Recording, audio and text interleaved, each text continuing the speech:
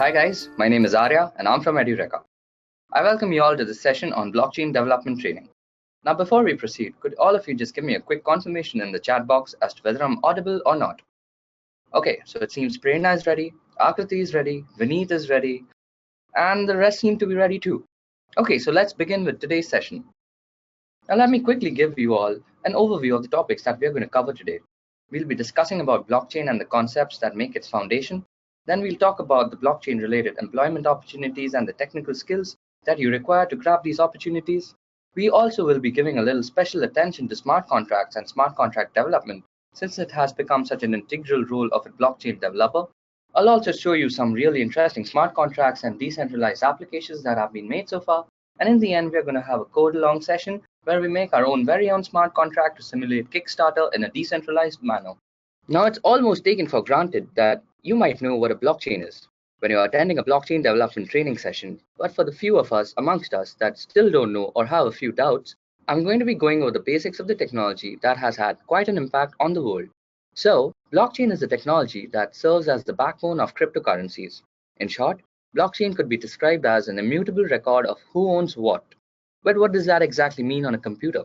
On a computer, it would mean it is a decentralized and distributed database of ledgers which are synced across a peer-to-peer network through a consensus algorithm. That might have confused some of you, but fret not, everything will be clear by the end of the session.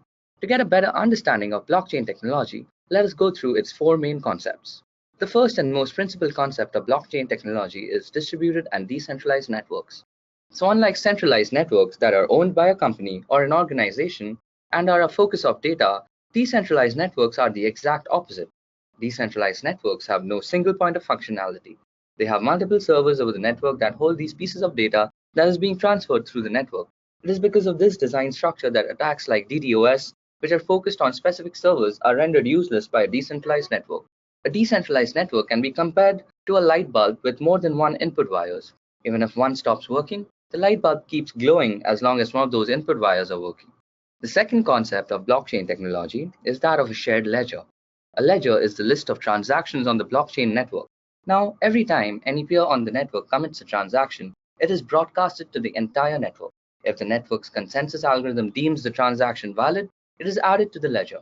The catch here is that the ledger seen by any peer is the same as they are kept in sync. The ledgers serve as a single source of truth for transaction history. Now that I've told you about the consensus algorithm, it's only fair we discuss it, as it is the third principal concept that keeps blockchain technology up and running. The consensus algorithm allows a peer to come to the decision whether a transaction is valid or not. A consensus algorithm can be thought of as a complex math problem. This problem is solved by miners or anybody on the network.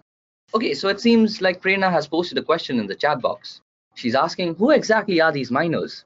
So miners are people who have set up workstations to actually solve these consensus algorithms. They invest huge amounts of money in high quality parallel processing units called GPUs. These people have made their daily earning by validating transactions on various blockchain networks and earning block rewards. I hope that answers your question, Prerna. Okay, so coming back to the topic of consensus algorithms, there are many types of consensus algorithms. The first consensus to be ever used was proof of work algorithm, which was used in the Bitcoin blockchain. Since then, other concepts of consensus algorithms have been invented, for example, proof of stake, proof of elapsed time, proof of capacity, and proof of storage. These consensus algorithms serve as the heart of the whole system as it is the singular thing that tells us about the validity of a transaction. The last principal concept of blockchain technology is cryptography. Cryptography is the art of hiding and encrypting data, or in more technical terms, transfer a given plain text to its respective ciphertext. Blockchain uses state-of-the-art cryptographic algorithms that result in such a secure and immutable system. The most prominent form of cryptography that can be seen is public-private key cryptography, which is mainly used to generate unique digital signatures for every transaction. The sender of the message uses his public key in conjunction with his message to form a ciphertext. Since the digital signature is made in conjunction with the message, it ensures that the digital signature will be unique almost every time. Cryptography also secures other aspects of blockchain technology, but that's for some other session, some other day. So now that we've discussed the principal concepts of blockchain technology, it must make more sense to you when I say that blockchain is a cryptographically protected, universally synchronized, distributed, and decentralized database of who owns what. It's quite a revolutionary thought process that has been implemented into this fantastic piece of tech. This also means that blockchain technology has created numerous job opportunities for tech enthusiasts. Let's discuss these job profiles now. So as you can see, there are three distinct job profiles, namely a blockchain architect, a blockchain software developer, and a blockchain consultant. A blockchain consultant is a person who works as any other consultant and advises organizations and businesses as to how blockchain could help their cause. Next, a blockchain architect, as the name suggests, is the guy responsible for building blockchain architecture and protocols regarding blockchain networks. Next, we have blockchain software developers, or commonly known as blockchain developers. These people are developers who develop applications using blockchain technology. As some of you guys attending this session might already know, that decentralized applications have become quite the buzzword in the tech community, and for good reason too. These decentralized applications have zero downtime and complete transparency and security, which is quite a lot to offer for an application. This is exactly what blockchain developers are busy coding. So since our topic of the session is blockchain development, we'll be discussing about these guys a little bit more. So let's begin by discussing the technical skills you guys need if you want to become a blockchain developer yourself. First of all, you need to have a very good understanding of cryptography and data structures, as they form the base of blockchain technology. Next, you will have to study the blockchain architecture, and the best way to do this is by reading the Bitcoin white paper. As Bitcoin was the first implementation of blockchain, its white paper has the working of the same down to the tiniest detail. Also, you guys need to know some basic web development to become a practicing blockchain developer.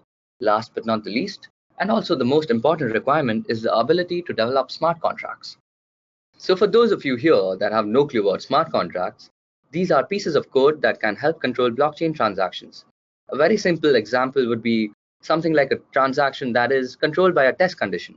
For example, a smart contract could exist that sends some amount to Prerna or Shashank here on the outcome of some football match like Manchester City versus Manchester United.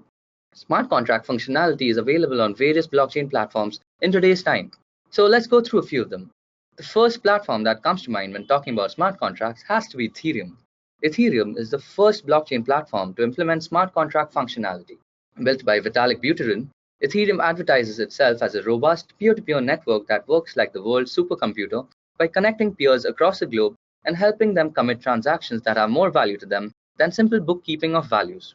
Next, we have Hyperledger. Hyperledger is a project under the Linux Foundation that strives to bring blockchain solutions to industries and hence create a blockchain network that supports true private and confidential transactions. Next up, we have IOTA, which uses a special technology called Tangle. As the Internet of Things keep expanding, the need for interoperability and sharing of resources has become a necessity.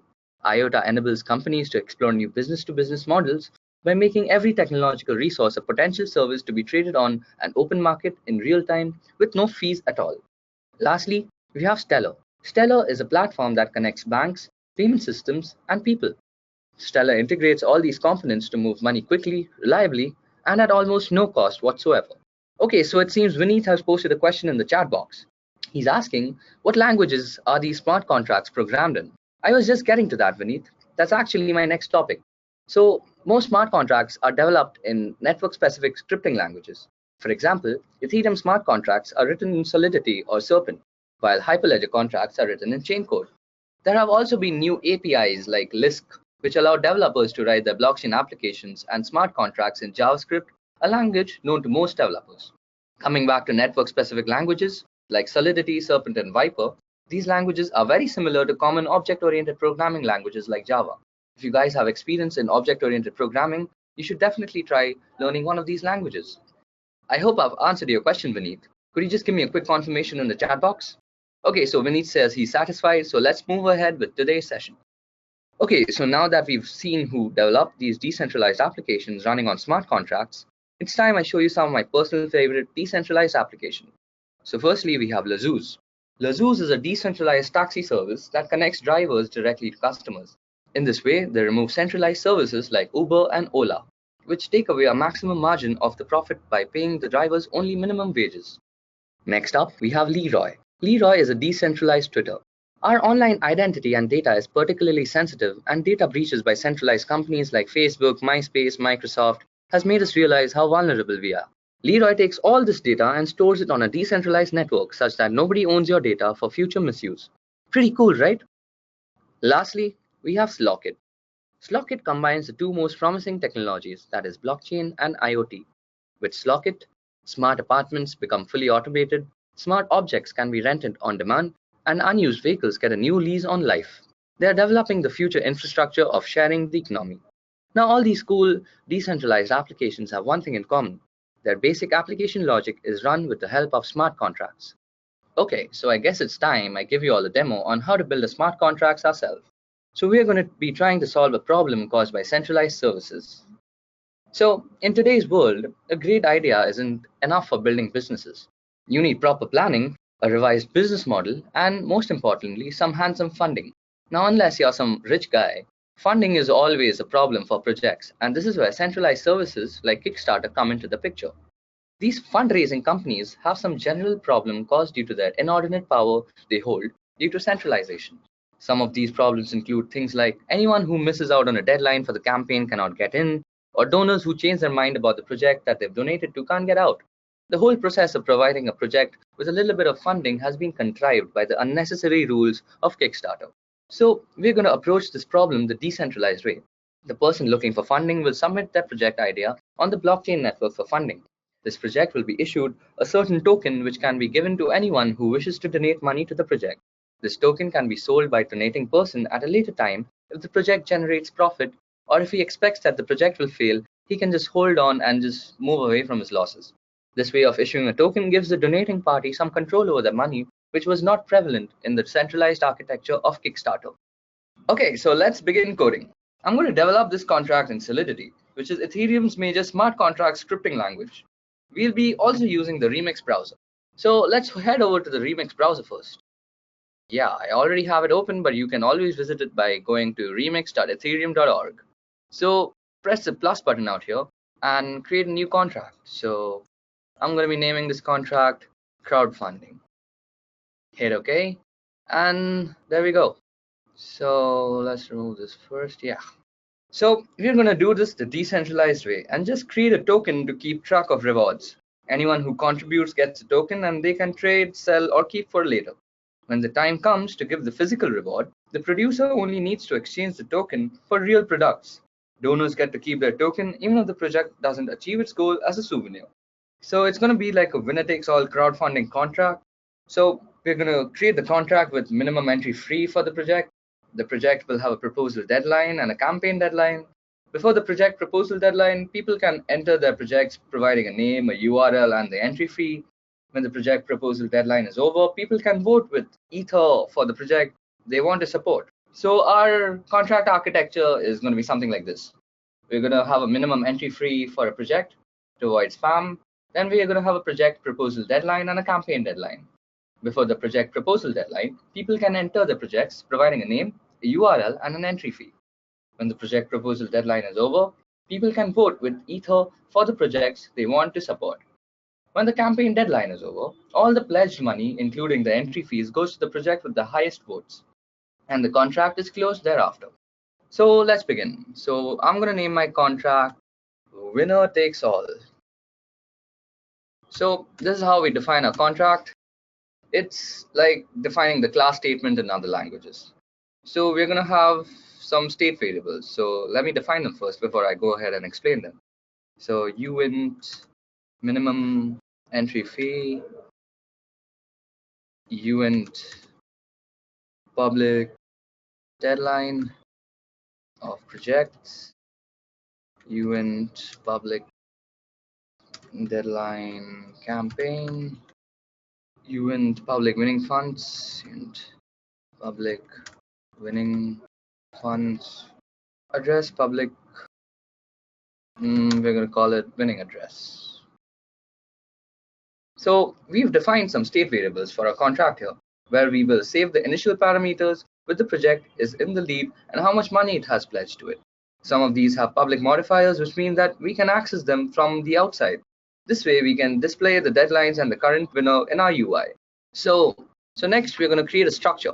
A structure is something similar to the structures in C language. So let me just write my code before I explain it again. Struct project. So our project will have an address. It's going to have a name, a URL, the amount of funds it's generated, and a flag to know whether it's initialized or not. Oh, I forgot to tell you all that we have to specify the compiler version, and we do that by saying pragma solidity anything above 0.4.17.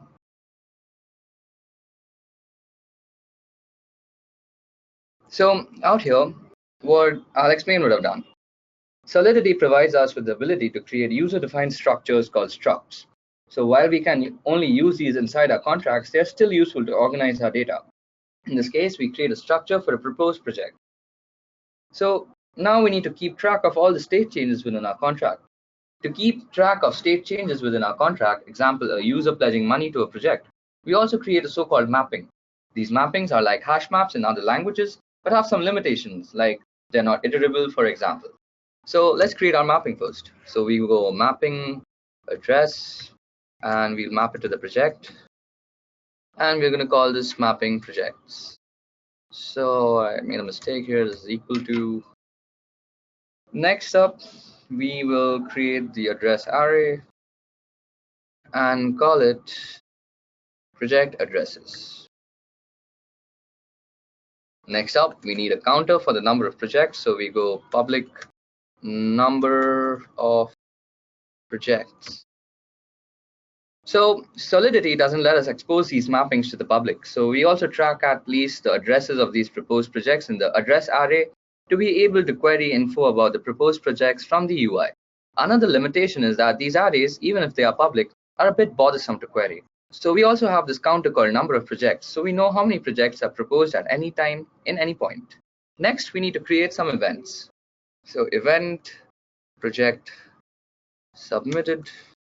And this is going to take a number of parameters like the address, ADDR, and we're going to give it the string name, the URL, and the boolean of whether it's initialized or not.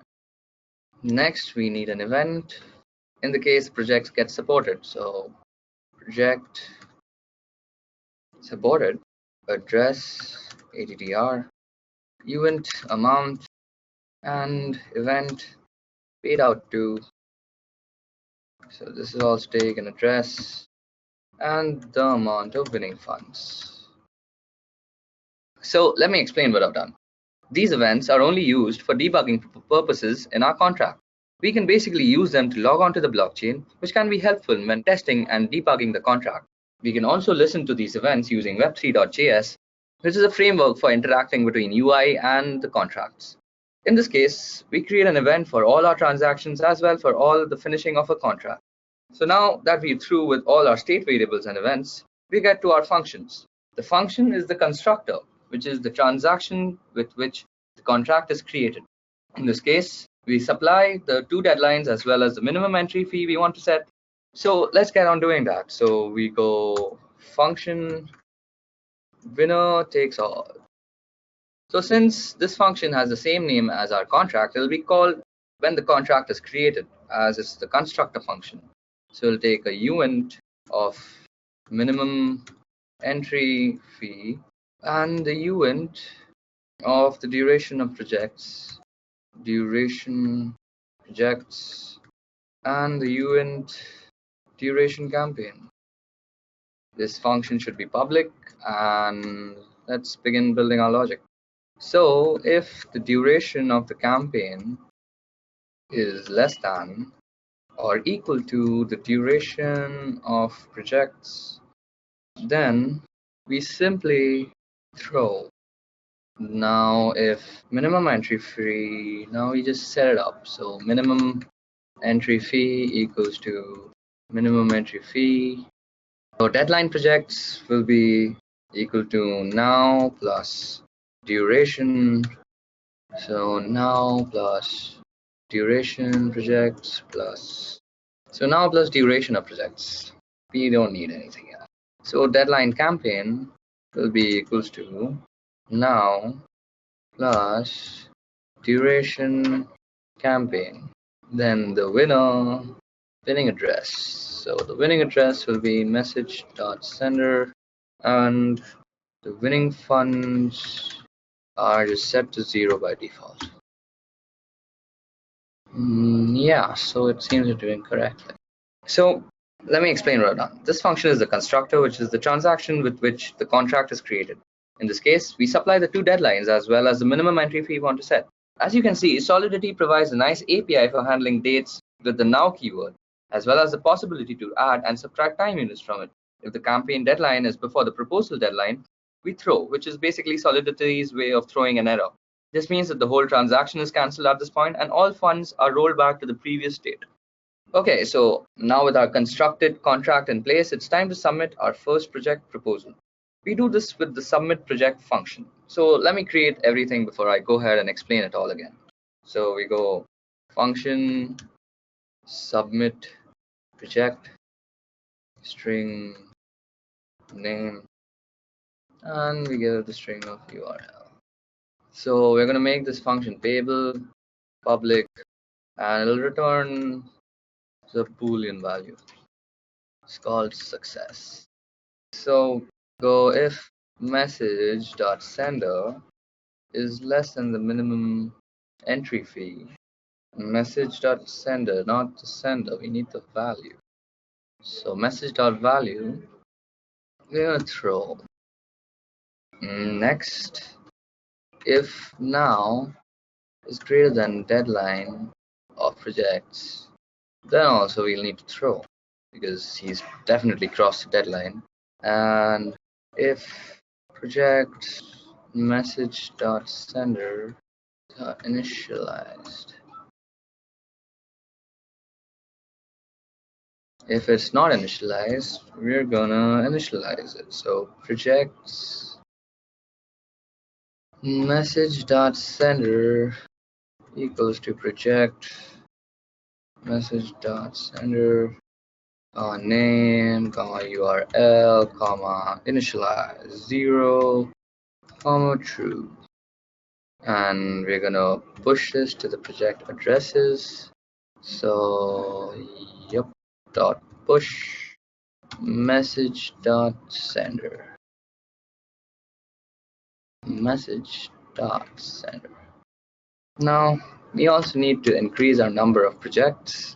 So number of projects equals to project addresses dot length. Next, we need to get the project submitted thing. So we're going to pass it message.sender, name, URL, then projects, and then we'll return true. Else we have to return false. So let me explain what I've done. So first of all, you should notice that the use of the payable modifier. This means that we have access to the message.value and the message.sender variables, which are the address of the transaction sender and the money they send. We check if the message.value is above a specified minimum entry fee, and if it's not, we throw, cancelling the transaction. We also throw if the proposal deadline lies in the past. Then we check if there is already a project from the sending address with the initialized flag. Unfortunately, there is no way to check whether a mapping already includes a key or not, because it is automatically initialized with every possible key. So we must do it this way. If the project is from a new address, we create a project and add it to the mapping, as well as our address, array list, and trigger a project submitted event. So now we'll do something else. We are going to see how we can actually support the project. So we're going to build the logic for that. So now let's create a function called support project. Function support project. And we'll give this the address, ADDR. Make it payable because you're going to pay this guy something, and it returns Boolean of success. So if message dot value less than equals to 0, we'll throw, because who really actually just donates nothing? That just makes no sense. Throws. So if now is more than the deadline, or now is less than equal to the deadline of projects, we're going to throw again, because it makes no sense if you've crossed your deadline. Next, if the project is not initialized, we have to check that condition too. Project. So if it's not initialized, we're going to throw it, because we need our project to be initialized to be actually funding it. Now If it's passed all these tests, we'll do projects addr dot funds plus equals to how much ever this guy sent. So message dot value. Next, we'll see that we create some events. So let me just explain what I've done a bit for those who couldn't catch up. So Solidity doesn't let us expose these mappings to the public. So we've added the funds of the project. Now we're going to check something else. So if project ADDR is the address funds are greater than the winning funds, then we just set the winner. So winning funds equals to project. So we've given them the funds of the winning funds that we've set up, and the winning address also has to be set. So winning address equals to ADDR. Next, we have to call the event project supported. So project supported, we'll take in the address, the name, not the name, just a message.value, right? Yeah, the message.value. Next, we just return true, that it's successful. So let me explain what I've done again. Now that we have projects, we can pledge some money to them. That is, if the proposal deadline hasn't run out already, or we are still before the campaign deadline. The function is also payable, so we again have access to the message.value, which is the amount of money pledged to the project. We check the deadlines, whether the pledged value is a positive number, and if there is even a project with the given address. If any of this fails, we throw and cancel the transaction. If everything goes well, we increase the project's funds and update the winning project, also triggering the project supported event for debugging. So now for our UI to be able to display the available projects, which we need to do, because it would be quite hard for a user if they can't get any infos about it or the addresses to send the money to, we also provide a get project info function. So let's get on creating that. So function get project info, and it'll take the address, ADDR, it'll be a constant thing. So public constant returns string name, string URL, and the amount of funds it's collected. So we're going to define a variable called project, and it's going to have the project that we are querying. Next, if the project isn't initialized, we're going to throw. Else, we're going to return project dot name. Okay, so remember, as I stated above, we can't return structs yet, but what we can do is return multiple values from one function, which is exactly what we've done here. We have accessed the name, URL, and funds through the dot operator through the project variable. So also notice the constant modifier, which means that this function doesn't modify the state of the blockchain and therefore doesn't cost any gas. Now we need to finish our project. So let's go and put up a finishing function. So function finish. If now is greater than equals to deadline campaign, and we're going to call the event paid out to, and we're going to pass in the winning address and the winning funds. Next, we're going to self-destruct. So this is a pre-made function that I'm going to explain later. So self-destruct winning address, and we're done. Let's see, function finish.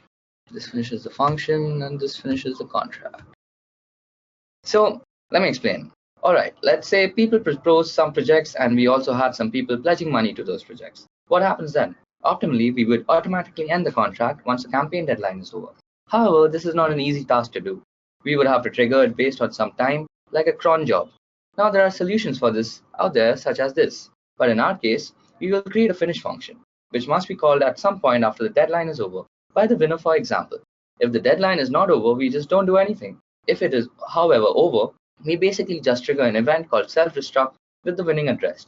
The self-destruct is a built-in function which closes the contract and pays all the money in it to the given address. So this ends our winner takes all crowdfunding contract. So looking at me actually develop this smart contract, it must be pretty flustering as you all don't know much about this language, I guess. So to actually learn blockchain and smart contract development, you need a structured learning and roadmap. At Edureka, through our blockchain course, we give you a very structured and modular way to learn the technology. So Edureka is an e-learning company that has live instructor-led sessions. At Edureka, we also have a 24/7 support team that is there to guide you through your technical and non-technical issues regarding your course. Once you sign up for a batch at Edureka, you get a lifetime access to the learning management system that has all your documents, your PDFs, your projects regarding your course, and that can be seen by you in a very structured way. Following which, you can also reassign your batch if you think you're not comfortable with the timing. Also, if you're not understanding the course through a single go-through, you can always sign up for future batches at free of costs. So that's it from me today. I hope you all learned something through this session. Goodbye. I hope you have enjoyed listening to this video. Please be kind enough to like it, and you can comment any of your doubts and queries, and we will reply them at the earliest. Do look out for more videos in our playlist and subscribe to Edureka channel to learn more. Happy learning!